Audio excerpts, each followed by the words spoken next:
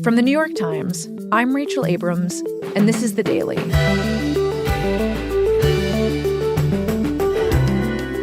Robert F. Kennedy Jr. has repeatedly cited the skyrocketing autism rates as central to his mission as Health and Human Services Secretary. He's laid the blame at the feet of everything from Tylenol to vaccines, and he recently instructed the C.D.C. to abandon its longstanding position that the latter do not cause autism. But while the rates of autism have increased in recent decades, the reasons are more complicated than what Kennedy has presented. Today, Azeen Ghorayshi explains what's really driving the increase in diagnoses. It's Monday, November 24th.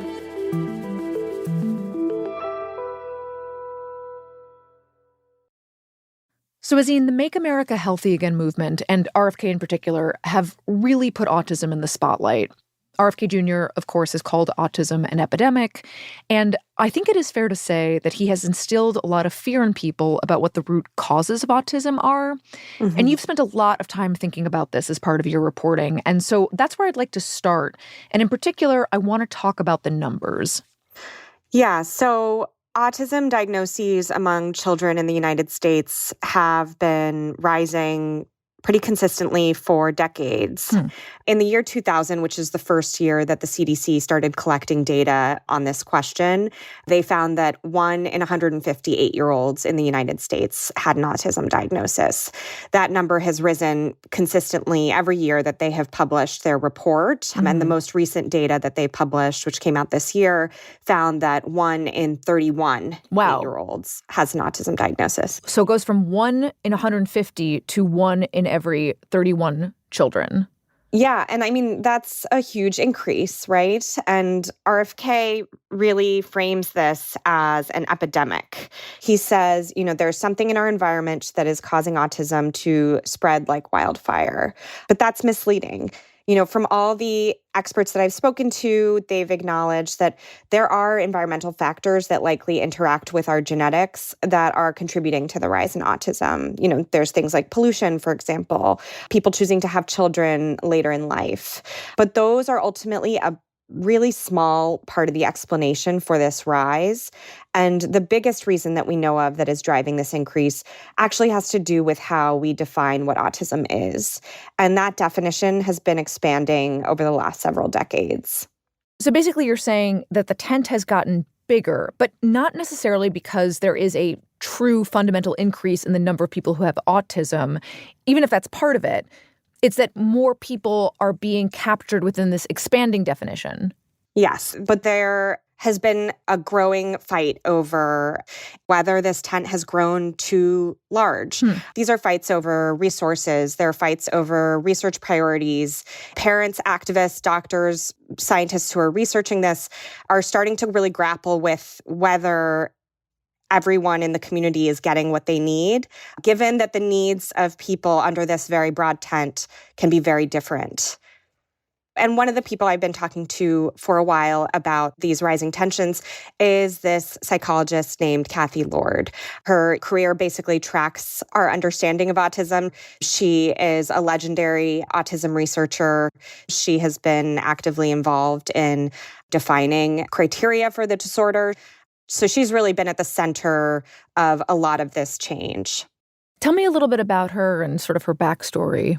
So she's a clinical psychologist. Hi, Kathy. Hello. She's at UCLA. She has spent her whole career studying and working with people with autism. What drew you to the field of autism in the first place? I think I like the kids.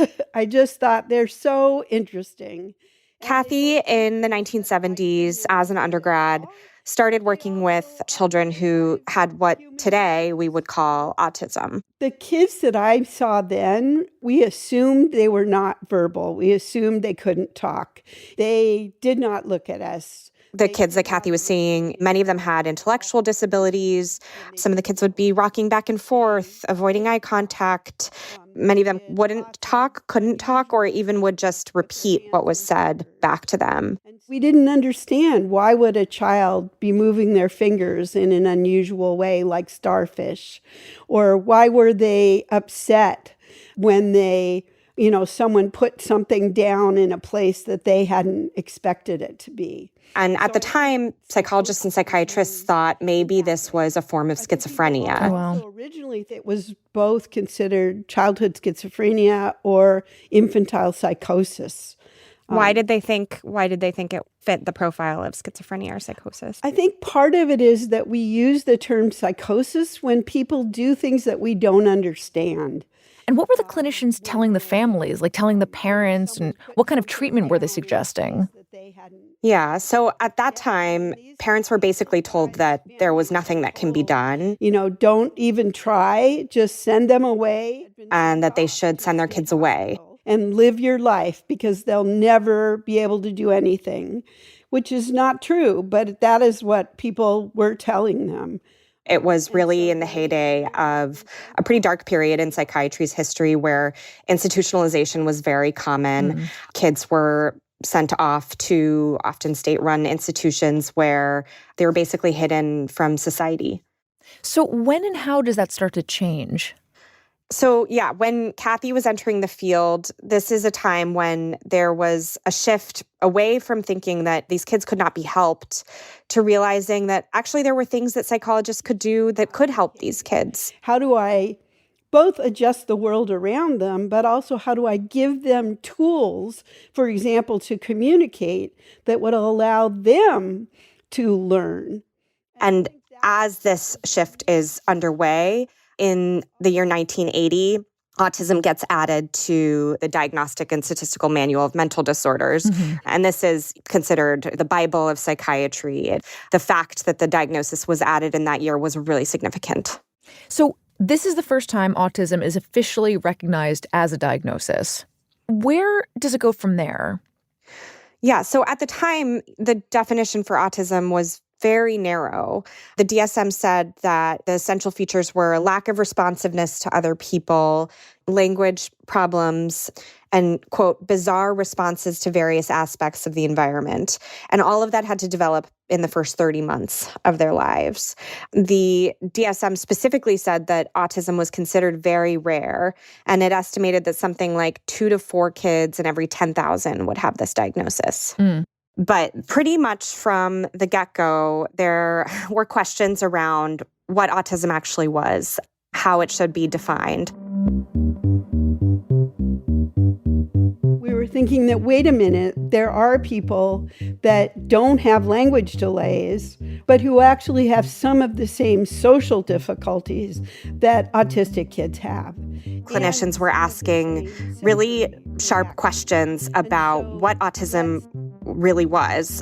They were asking, what if the kid does not have a language delay? What if they are able to speak, but they speak differently? And I think also people were more aware that cognitive disabilities, like intellectual disabilities, are a feature, but they're not always there for autism. Not everybody with autism has an intellectual disability. How do we sort of draw lines around this disorder when there seem to be all sorts of kids with sort of different manifestations of what seems like the same thing? We then said, wait a minute, we need to make this broader. And that's sort of when this idea of the autism spectrum gets introduced for the first time, that maybe this is sort of a continuum of traits, and we're thinking a little too narrowly in the definition of autism that we have.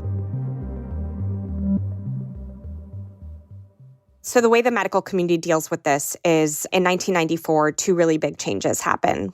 One, they loosen the criteria for autism itself.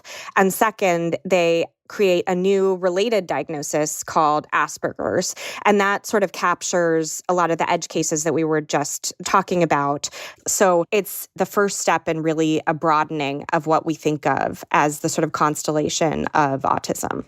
So does broadening the definition and also capturing this other group of kids, does that help settle the question of what autism is and isn't? I mean, it was supposed to, but then Kathy does this research that attempts to look at how people are actually being diagnosed. We did a study where thousands of kids were seen and all given the same diagnostic batteries. And she finds that Asperger's in particular is a really squishy diagnosis. What determines whether a child would get diagnosed with Asperger's had more to do with, what clinician they saw than what criteria they met. But the clinic in the Midwest would say somebody had autism, and a clinic in the East Coast would say they had Asperger's. It made clear that these definitions are still not specific enough and they're not reliable. It was very confusing and resulted in kids who often over a lifetime might get an autism diagnosis, then an Asperger's diagnosis, and then sometimes have to come back to an autism diagnosis. So it really seemed like scientifically this is not useful. Diagnoses matter because diagnoses are the key to getting the specific medical attention that you need, to getting the specific services at school that are going to help support you. A diagnosis is also key for insurance coverage for behavioral therapy. And then they also matter at the level of how a person and their family conceives of who they are and what they're struggling with. So it sounds like it's both meaningful personally, but also quite meaningful in terms of resources. As you mentioned, like there are meaningful stakes here for the people involved in terms of what they get access to, whether it's healthcare or school resources or beyond. Yes, exactly. And so that led to the medical community rethinking once again how they are defining autism. And so in 2013, Kathy was actually on the committee that made this change. Basically, what they decided was these lines that we're drawing are not reliable, they're not consistent. And the way that they decided to resolve this issue was to fold everything together under one single diagnosis, so autism spectrum disorder. And that meant that the kids who were severely disabled, the kids who maybe couldn't speak or maybe had an intellectual disability, had the same diagnosis as someone who would have formerly been diagnosed with Asperger's. So basically, Asperger's as a category is getting eliminated, the definition of autism is expanding, and the whole tent basically is getting bigger. Mm-hmm. And it's being recognized as a single tent. Before I think there was recognition like these things are related to each other. Now it's being viewed as one thing, one group of people. And sort of in parallel to the changes that we've been talking about, there was also the growth of what became known as the neurodiversity movement.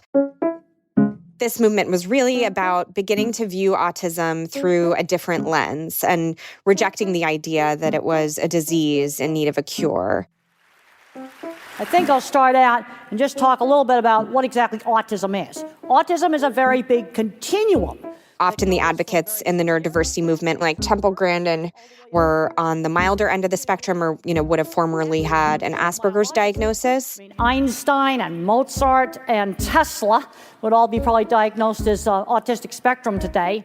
And they emphasize that many of these traits, instead of being seen as pathologies, they could be seen as just differences.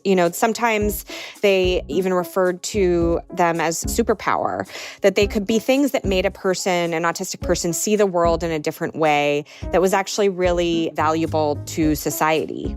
Literally in our investment committee meetings, we talk about whether or not this founder has the right balance of Riz and Tiz. Mark Zuckerberg's sister is quoted as saying that, to succeed in the technology industry, you need a little bit of the Riz and a little bit of the Tiz. Riz being charisma and Tiz being autism. Neurodivergence is a superpower, and we look for people that live their lives differently. And I think it also represents an intensity and directness. Downstream from the efforts of those early activists was just a broader awareness and embrace of autism in society. I'm actually making history tonight as the first person with Asperger's to host SNL. You have that at the level of Elon Musk going on Saturday Night Live and saying at the time that he had an Asperger's diagnosis. Or at least the first to admit it. So I won't make a lot of eye contact with the cast tonight. There's sort of a cultural embrace of autism that, extends to media and TV. We have, the Big Bang Theory. I realize you're also on your own tonight, so if at some point you find yourself with nothing to do, please do not disturb me. Love on the Spectrum. I can't think of anything to say, but I'm still having a good time. Me too. We have a character with autism on Sesame Street. Julia doesn't say a lot. That's right. And she may not do what you expect, like give you a high five. Yeah, She does things just a little differently. So it's really this movement away from stigmatizing autism and being, in some cases, proud of autism as a label.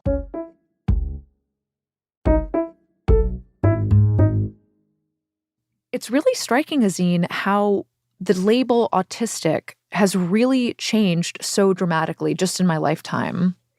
Yeah, I think this is all really a victory for the neurodiversity movement. And the stigma begins to fade so much that for a lot of families, it actually becomes desirable in some ways to have a diagnosis for your kid if they have some of these struggles. It actually becomes a way for them to be validated and, again, be able to access resources that might be able to help them. But all of these changes, the increase in diagnoses and the really increased awareness, all of this ends up leading to a lot of unintended consequences for the autism community itself.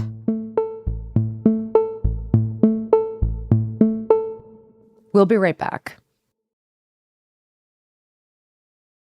So, Azeen, before the break, you mentioned that the widening group of people diagnosed with autism had unintended consequences. Explain what those were. So while broadening the tent did expand access to help for a huge number of people, it also brought in many different kinds of people with many different kinds of needs. Mm-hmm. And that has raised these tensions over which of those needs get prioritized in a world where there's a really limited pile of resources to help.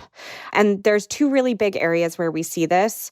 And the first is schools. I spoke with a lot of families who had kids with severe autism who said that as the number of kids with less severe disabilities has increased so much over the years, it's made it harder to access school services that are actually geared towards their kids needing a lot more help and a lot more support to get through the day. I talked to parents who said that their kids had been kicked out of multiple schools. Basically, they're being told their kids are too autistic to be in the classrooms that are actually designated for kids with autism.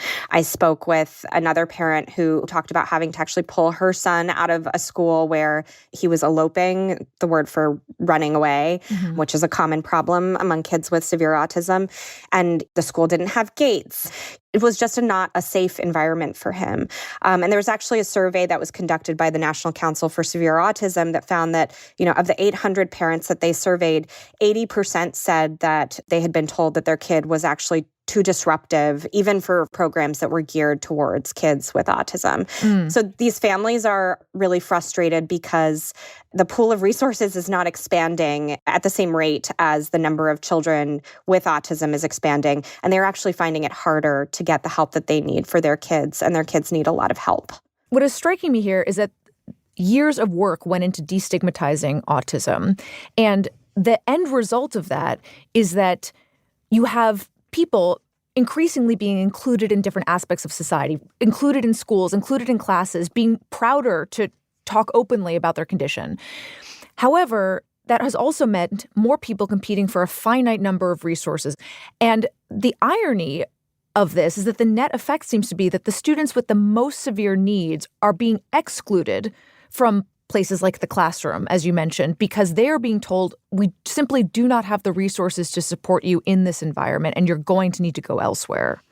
Yeah, absolutely. And I've heard that from countless parents of kids with severe autism. We've seen a really similar thing play out in terms of autism research. Even as the amount of money that has gone towards researching autism has grown substantially year over year, we've actually seen a decrease in studies that are focused on people with the most severe impairments. I spoke with a child psychiatrist in Boston who actually did a review of all treatment studies from 1991 to 2013. And he found that the proportion of studies that included participants with severe autism declined from something like 95% of the studies to just 35%. And this is being driven by some very sort of logistical factors and a sort of perspective on how this research should be approached. A person with severe profound autism can't go online and fill out a survey. That's a really easy way to get data on large groups of people, is to have them fill out online surveys. They also can't go sit in a brain scan machine that is loudly humming for an hour. And at the same time, the research priorities around autistic people's lives have moved away from the sort of questions that are seeking a cure or a treatment for autism, and more towards the sorts of questions and concerns that are of a lot more importance to people on the milder end of the spectrum. So questions around mental health or employment. And, the parents of the severely autistic kids who I spoke with said those concerns do not relate in any way to their kids' lives. Their kids are struggling with things like eating or learning how to talk. Right. Employment is not going to be an option for these families. They have different concerns. For a lot of them, it won't be. So this group being lumped together has led to a lot of disagreements over how to approach these problems.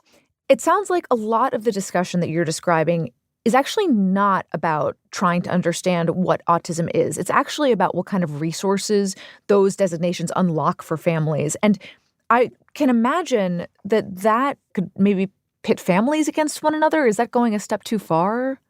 No, I think that is definitely a dynamic that is playing out. I think the dividing line in the community is a little more complicated than that, too, in that it's really these parents of the kids with severe autism who are now at odds with activists who are self-advocates, who are autistic people themselves, who say, we have a shared experience as members of the autistic community that you can't understand. And I think that is a really difficult dynamic that is played out in this community, is who gets to speak for the community when there are such broad needs. And the people on the most severe end of the spectrum often cannot speak for themselves.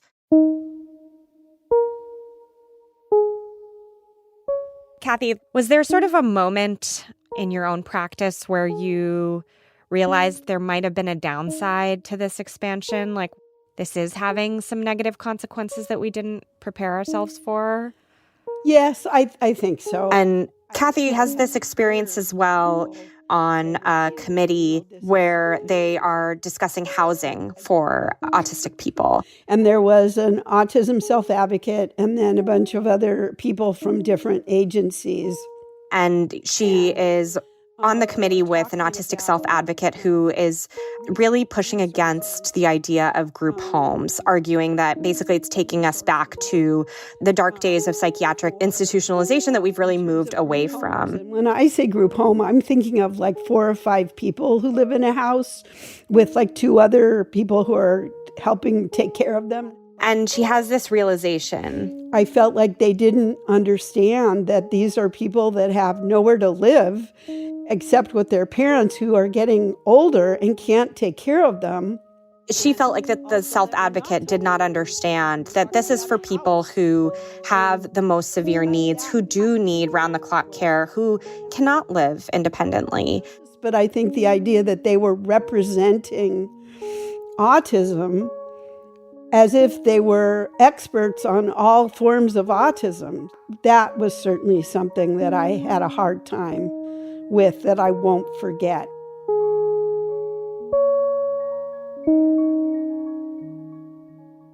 And she talks about how that experience really made her worry about who gets to speak for the experience of autism, who gets to make choices for that community, who gets represented, who gets resources, has been made much more difficult by just how broad the range of experience contained in this diagnosis has now become. So as Kathy sees these unintended consequences playing out, what does she see as the solution? Can you talk about the proposal of this category of profound autism, sort of when that came to be, and then obviously your involvement in it too? Yeah, so Lancet offered us the opportunity to set up an international commission across disciplines. Kathy and a group of other researchers and clinicians and autism advocates have actually been, over the last several years, proposing that perhaps there needs to be a separate category for the people with the most severe disabilities. So she, in 2021, is leading this thing called the Lancet Commission. Wow. So basically, it sounds like she's undoing the work that she's backed for decades in order to broaden the category. Yes, in a way. And then there was a lot of discussion about what on earth we call this. What this group of experts ends up proposing is a separate category that is called profound autism.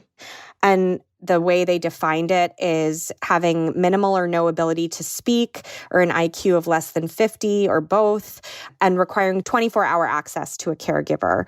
So it's really about recognizing that there is a part of this population with very severe needs and having a label so that that group of people can be identified. So essentially, after years of expanding this definition, Kathy is now proposing something that would chop up the spectrum once again. But what would the practical effect of that be, of that cleaving off of one other group? First, this is not an actual diagnosis that has been proposed. Profound autism is a label that has casually grown in use over the years. I hear clinicians using it all the time. The reason to have this label, I think, ultimately boils down to recognition. So recognition that this is a group of individuals with really severe needs. The round-the-clock care being right there as part of the definition, I think, tells you a lot. And I think flowing out from that is the hope that this will be a group that will be able to get more in terms of the services that their families have really struggled to get for them over the years. But for now, at least, even if they were to cleave this off into a separate category, it's not like it would direct resources to some of these people that need it most. Yeah, I think that's certainly the hope, but I don't think we know. And, it's definitely not clear that this is going to be a magic solution that fixes these issues that Kathy and others have identified.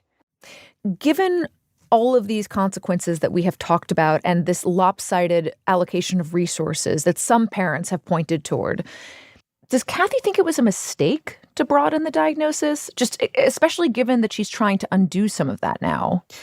I asked her if she regretted in any way the sort of role that she played in expanding the diagnosis. I do think it has backfired to some degree. I think there's broad recognition, and Kathy certainly also recognizes that folding everything under one diagnosis hasn't worked. The whole idea of autism awareness, those are things that are really good. But I do think that we have contributed unwittingly to having diagnoses that are very complicated.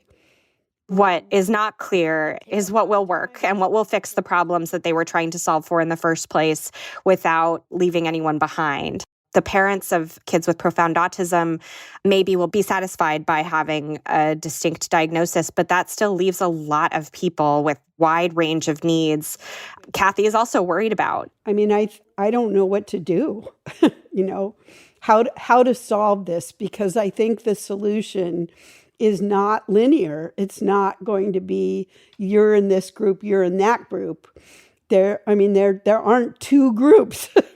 I don't think we could agree on 3 groups or 4 groups. I also spoke with autistic self-advocates who are really worried about if the diagnosis is split apart. The message that sends is that the people who don't have profound autism don't have autism at all. And I think there's a real fear about that support being lost, that then we will be dividing the spectrum up into people with real autism and not real autism.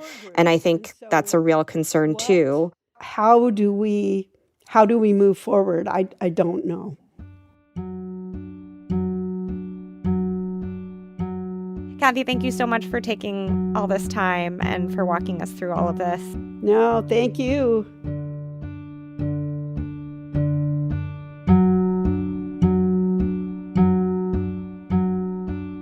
It feels a little bit like a sad irony that there have been so many people like Kathy who worked so hard to get people help and in the process destigmatized this diagnosis of autism and expanded what it means.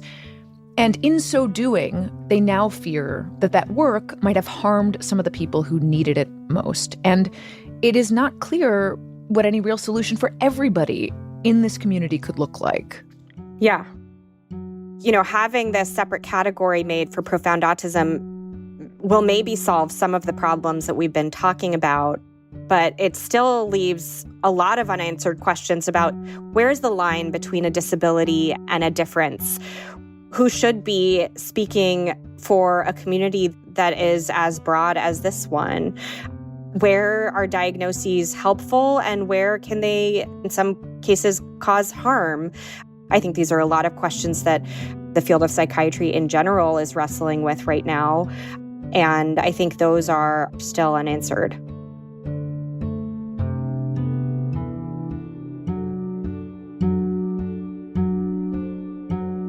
Azeen, thank you so much. Yeah, thanks for having me.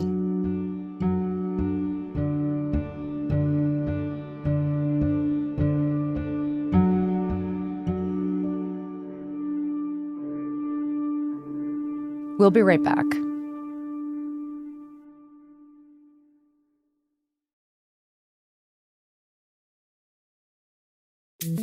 Here's what else you need to know today.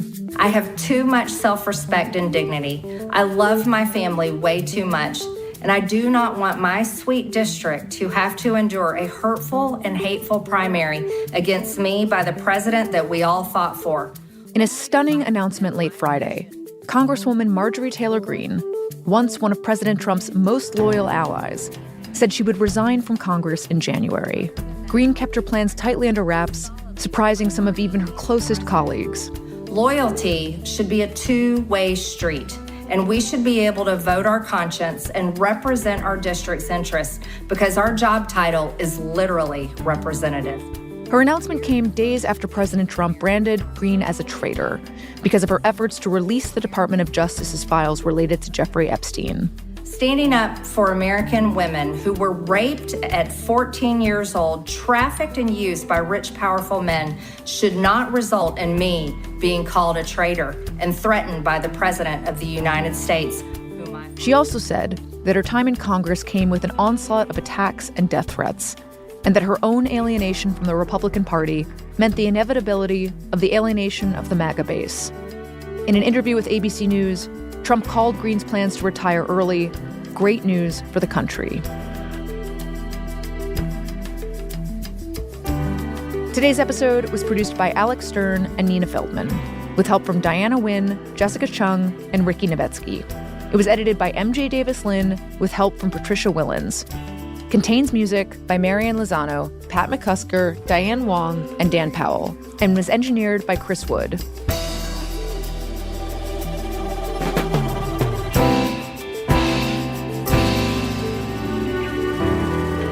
That's it for The Daily. I'm Rachel Abrams. See you tomorrow.